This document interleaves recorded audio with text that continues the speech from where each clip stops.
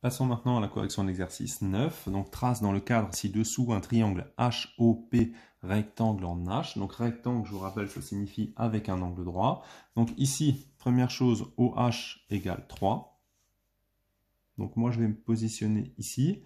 Je vais mettre ici, je vais commencer ici, je vais faire le grand, ce sera peut-être plus facile. Donc je vais prendre HP. Donc on a 4 cm. Donc je me positionne ici, H, P. Je mets l'angle droit, donc toujours avec l'équerre.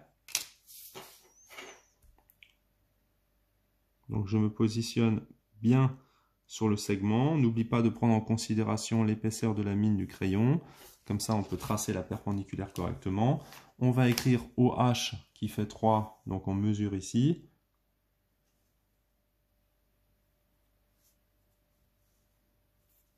On met l'angle droit ici.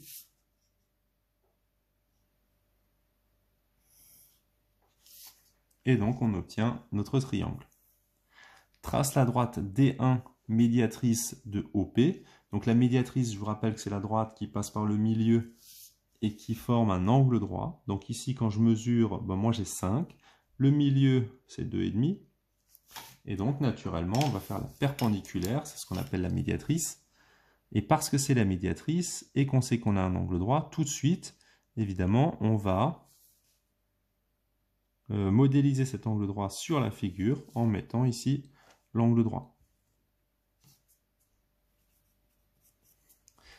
Trace la droite D2, perpendiculaire à OP, passant par H. Alors celle-là, il faut savoir que ça porte un nom, c'est ce qu'on appelle la hauteur issue de H.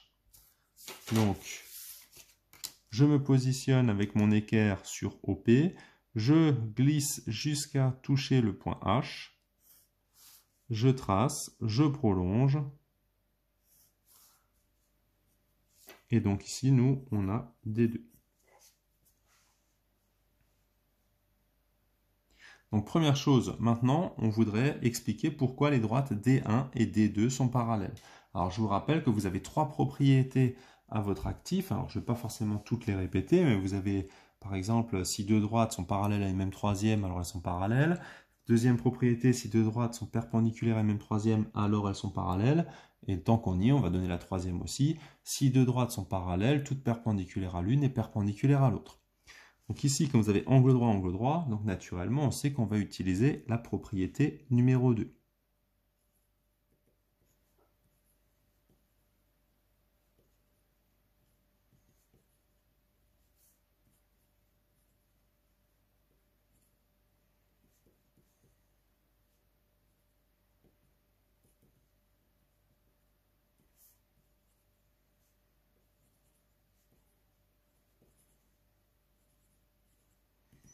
Donc là, on a la propriété numéro 2. Évidemment, il faut ne pas oublier les données en haut.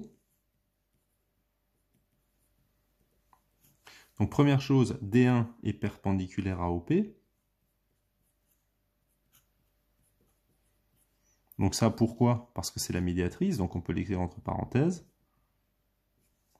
Deuxièmement, on sait qu'on a D2 qui est perpendiculaire aussi à OP. Donc ça c'est grâce à l'énoncé qu'on le sait. Donc moi, je l'écris ici. Et donc, qu'est-ce qu'on peut dire?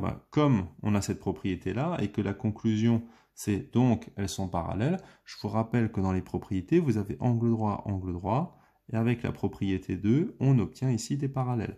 Donc, qui et qui sont parallèles? Naturellement, D1 et D2.